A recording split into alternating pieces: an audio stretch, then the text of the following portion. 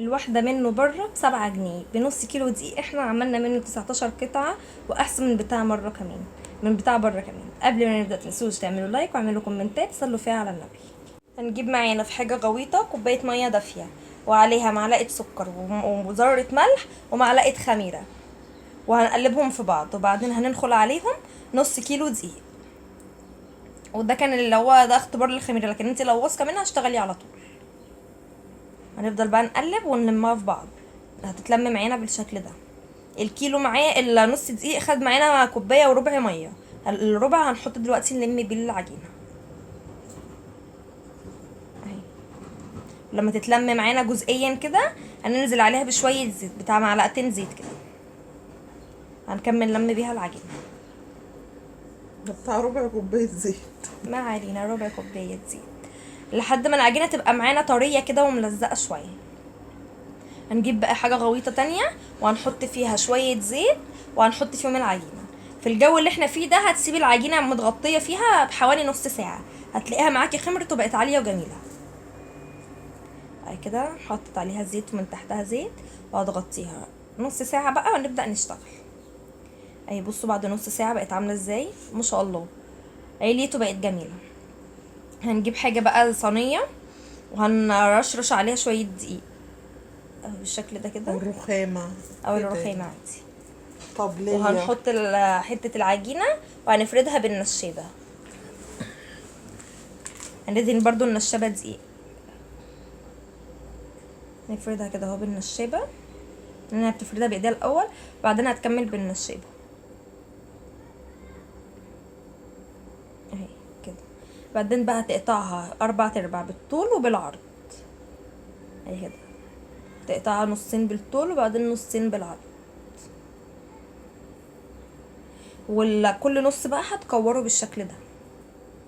دي بقى مش هنسيبها، مش هنركنها يعني، هنشتغل فيها على طول كده. اودي الكرة التانية، هنبدأ بقى اول كرة كورناها هنبدأ بيها بالشكل ده كده اهو. ادي اول كرة كورناها، رشرشنا برضو تحتيها دقيق، وبدأنا بالنشابة نفردها. هنكون احنا مجهزين زبدة، حطينا في المطبخ يعني درجة حرارة المطبخ. هنقوم جايبينها بقى ونبدأ نفردها كده في قلب الفطيرة، في قلب العجينة يعني اهي ممكن كده. وممكن الخطوة دي تعمليها بزيت، عشان يعني الفرن مش بتعمله بزبدة، بتعمله بزيت. لو عايزاه اقتصادية اكتر من كده يعني تعمليه بزيت، بس مادام عندنا الزبدة يعني استعملناها. كده شلناها بقى وحطيناها على جنب، ونبدأ نعمل التانية.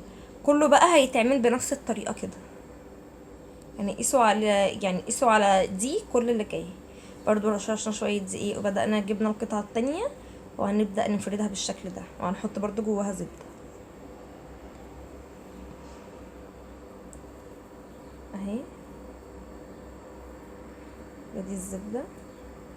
بعدين بقى هنشيلها وهنحطها على يعني حتة العجينة التانية كده اهو.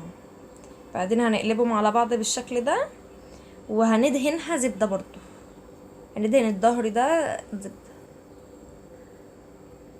كل ما تتني ادهني، عشان تورق، كل ما تتني ادهني. اهي كده.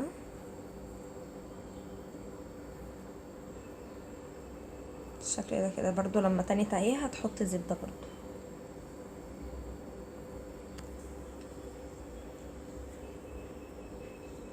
وهتجيب برضو حاجة غويطة وهتحطها فيها هنا بقى، اللي هنسيبها يعني، تدخل التلاجة نحطها بقى في التلاجة، ساعة كده وتشتغلي بيها. ونطلعها بقى نبدأ نشتغل.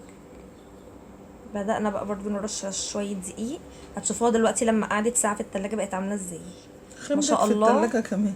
ما شاء الله، بسبب الجو صعب قوي، فما شاء الله بصوا حلوة، خمرت قوي ما شاء الله. بدأت بقى كده بإيديها تفردها، وبعدين فردتها بالنشابة برضو، بدأت بقى تقطعها يعني بالشكل ده كده. احنا فردناها بالنشابة خالص. بدأت تقطعها كده اهو، وكل جزء بقى يعني الحشو ده بقى انت اللي انت عايزاه. الجبنة اللي تحبيه. اهي كده بدأت تلفها، تبقى بالشكل ده كده اهو. ادي واحده وتعمل بقى الباقي كله كده. احنا عندنا جبنة فيتا. تحط جبنه وتقوم لفاها كل سهولة. حلوه جدا. بعدين بقى دول شويه لبن حطيناهم في طبق بالفرشه، هنبدا ندهن وش الفطاير اللي احنا عملناها او الباتيهات اللي احنا عملناها. ممكن صفار بيضة وشوية لبن. ممكن صفار بيضه وشويه لبن، بس احنا يعني عملناه باللبن. اهي كده تبدا بقى تدهن وش الفطاير كلها. هنا بقى تكوني مشغلة الفرن على درجة. على درجه مئويه عندي. هي بعد ما طلع بقى بصوا القمر ده نفش كمان في الفرن اول ما يطلع من الفرن تغطيه شوية عشان يطرى ما ينشفش يعني كده. بصوا طعمه بقى خيال والله، طعمه جميل جدا. عايزه اقول لكم يعني هو عامل معانا 19 قطعه، ده غير اللي احنا كلناه، يعني احنا اول ما طلع قعدنا ناكل منه كده. فبصوا القمر، حتى تفتح واحده قدامكم دلوقتي وهتوريكم يعني الجبنه وكده. لا حلوه جدا وطريقه سهله قوي ومضمونه، يعني طريقه جميله. وبس يا جماعه كده الفيديو بتاعنا خلص، وما تنسوش تعملوا لايك وعملوا اشتراك في القناه وتفعلوا زر الجرس عشان يوصلكم كل جديد، وروحوا تابعوني في صفحتي على الفيسبوك.